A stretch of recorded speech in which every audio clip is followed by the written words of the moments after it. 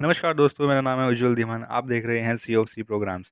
अगर आप चाहते हैं कि आपको सी प्रोग्राम्स पर वीडियो मिलती रहें, तो सब्सक्राइब कीजिए इस चैनल को, प्रेस कीजिए बेल आइकन।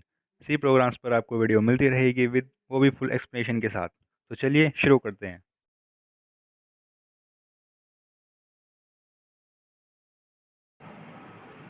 तो आज का हमारा क्वेश्चन है finding roots of quadratic equation. मतलब हम क्वाड्रेटिक इक्वेशन के रूट्स फाइंड करे होंगे। मैं मान के चलता हूँ कि आपको क्वाड्रेटिक इक्वेशन के बारे में पता होगा, क्वाड्रेटिक इक्वेशन क्या होती है, उसके रूट्स क्या होते हैं। लेकिन फिर भी आपको मैं थोड़ा ओवरव्यू इसका दे देता हूँ क्वाड्रेटिक इक्वेशन का।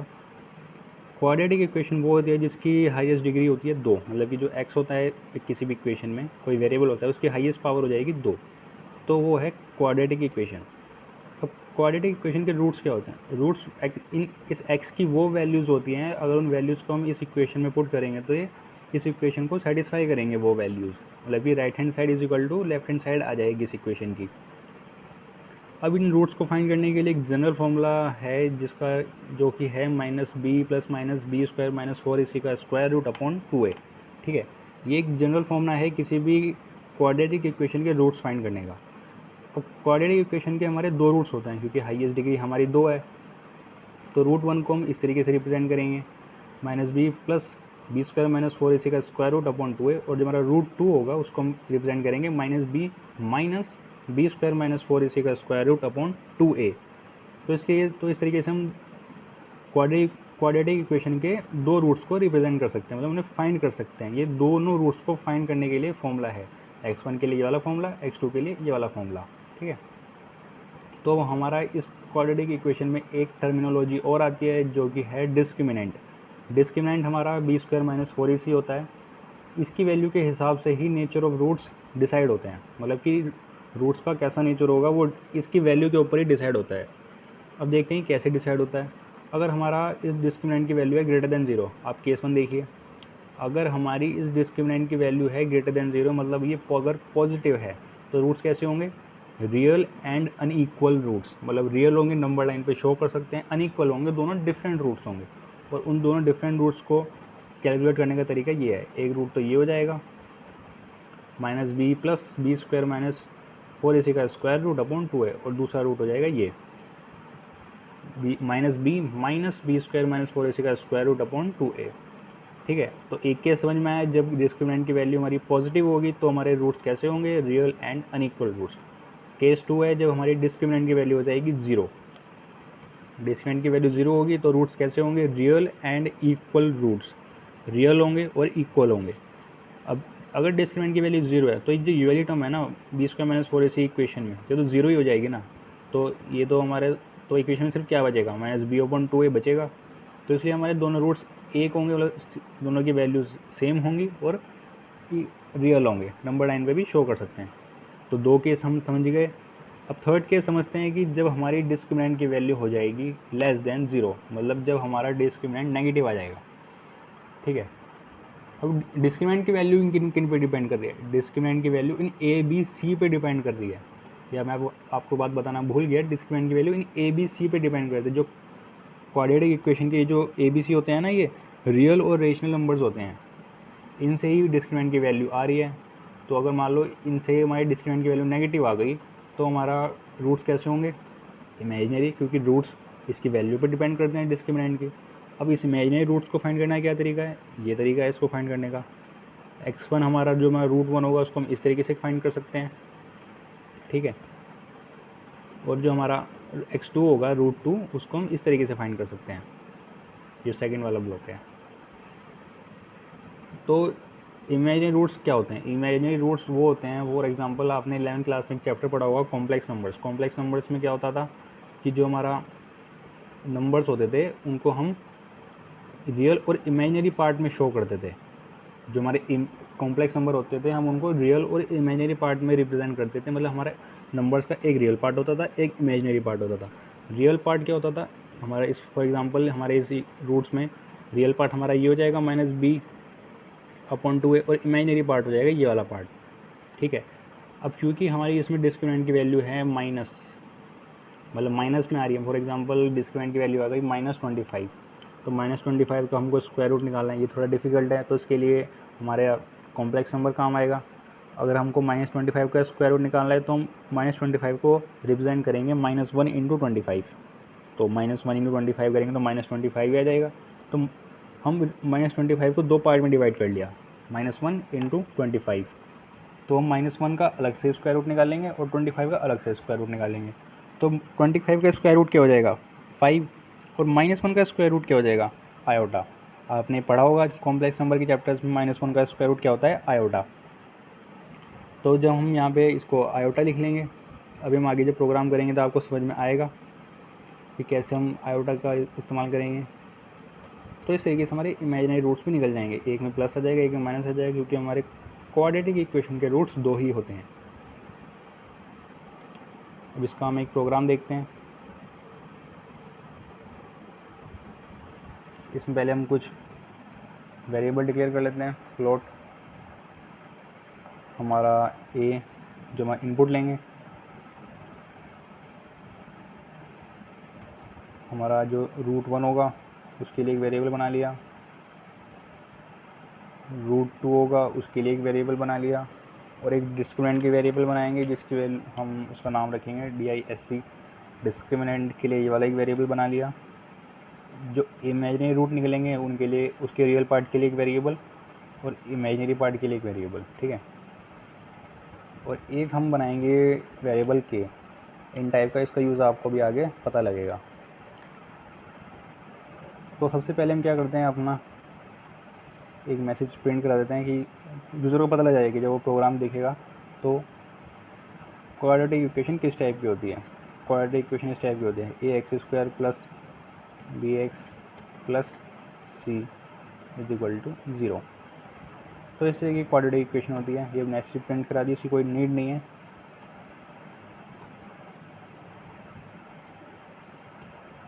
तो अब क्या करेंगे, हम यूज़र से इनपुट लेंगे, इनपुट ABC, मतलब कि हमने यूज़र से कह दिया कि आप ABC की वैल्यू इनपुट करें,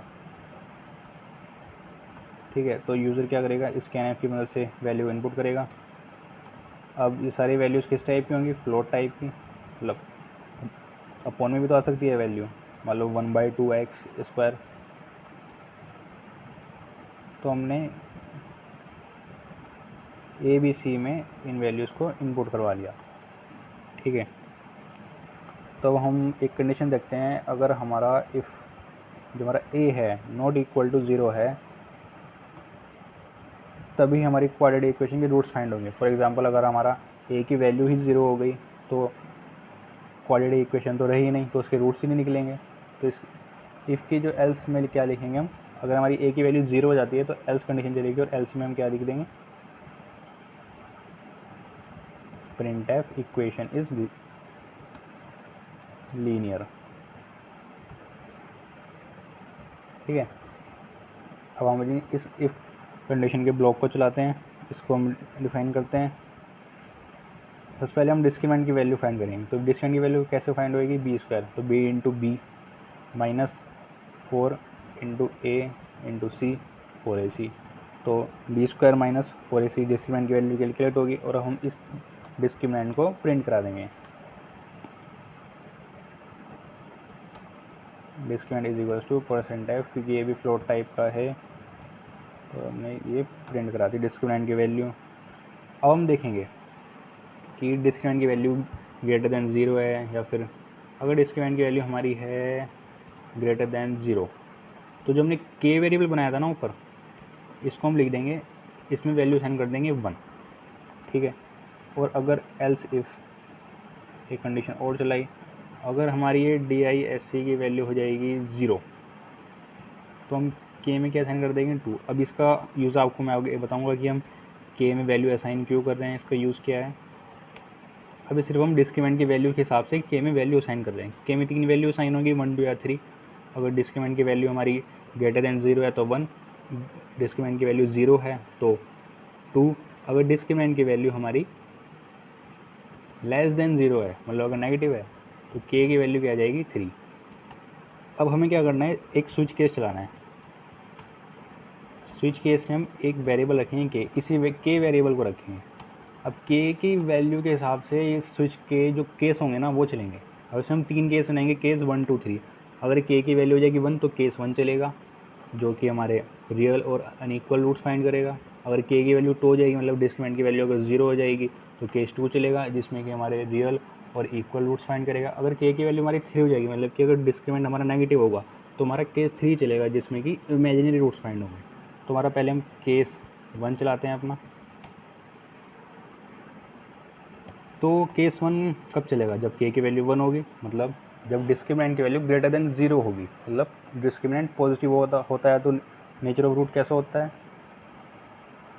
roots are real and unequal. हमने एक मैसेज प्रिंट करा दिया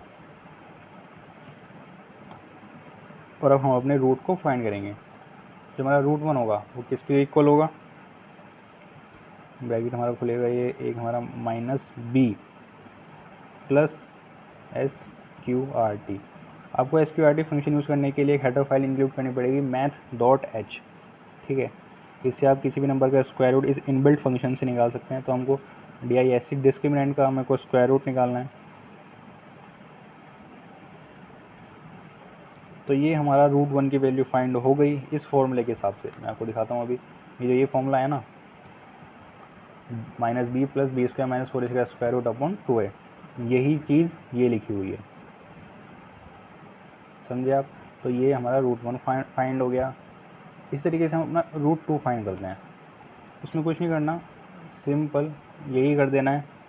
इसको यहाँ से कॉपी करना है और यहाँ पे नीचे पेस्ट कर देना है, और यहाँ पे एक चेंज आएगा, यहाँ पे माइनस आ जाएगा इस वाले फॉर्मूले के हिसाब से, क्योंकि इसमें आप माइनस आइए। ठीक है, तो हमारे दोनों रूट्स फाइंड हो चुके हैं। अब इनको हमें प्रिंट कराना है।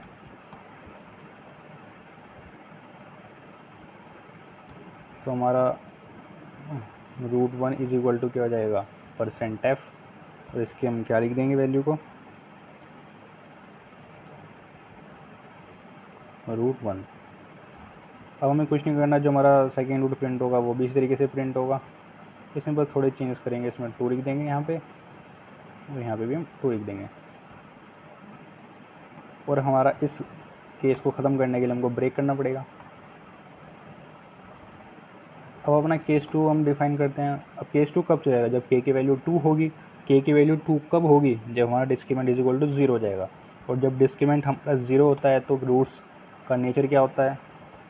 आपको भी बताया मैंने कि roots are real and equal.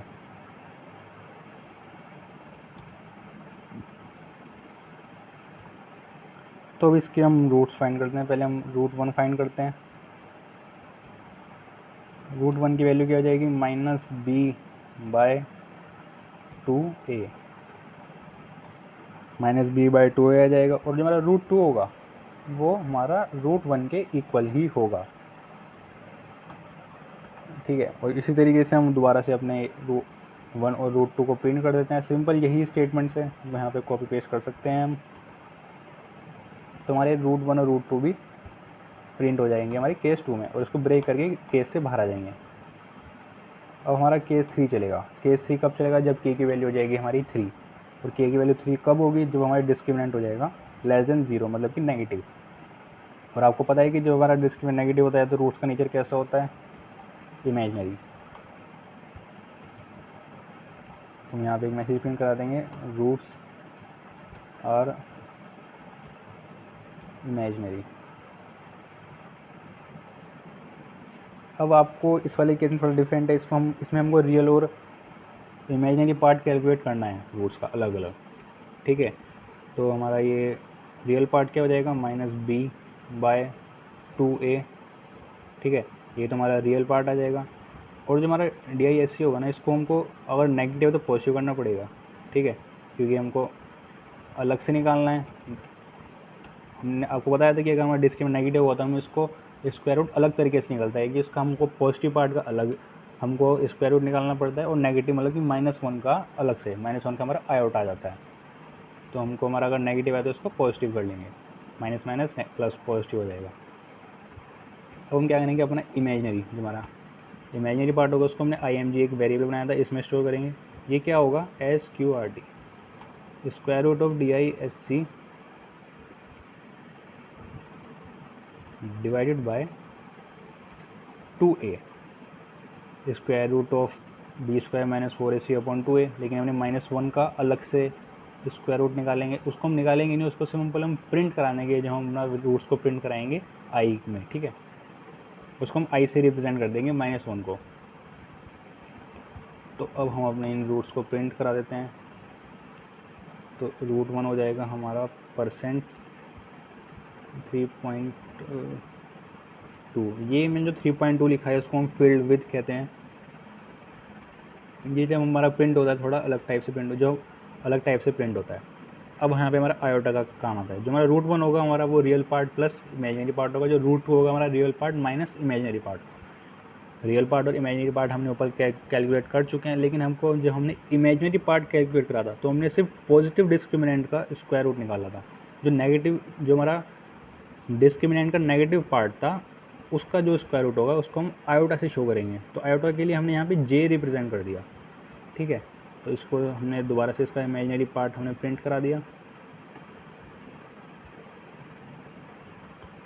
तो रियल और IMG, तो इस तरीके से हमारा ये √1 हमारा ये प्रिंट हो गया।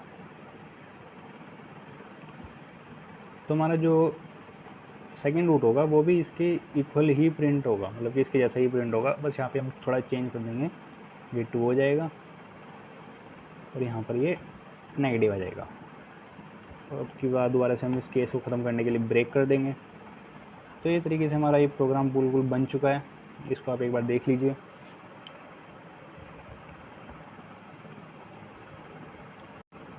तो हमने इसको कंपाइल करा, इसमें कोई भी एरर नहीं है। तो अब इसको हम रन करके देखते हैं।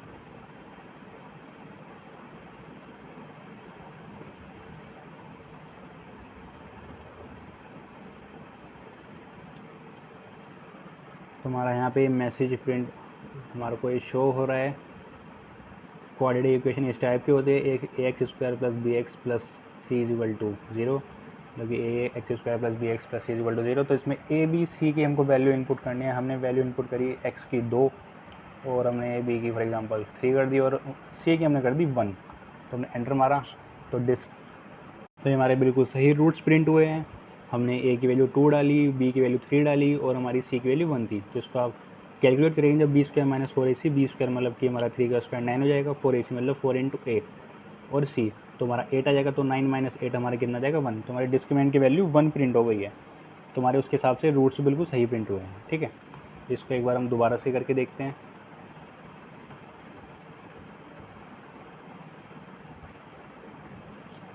तो अब की बार हम कुछ अलग वैल्यू प्रिंट करते हैं 1 2 1।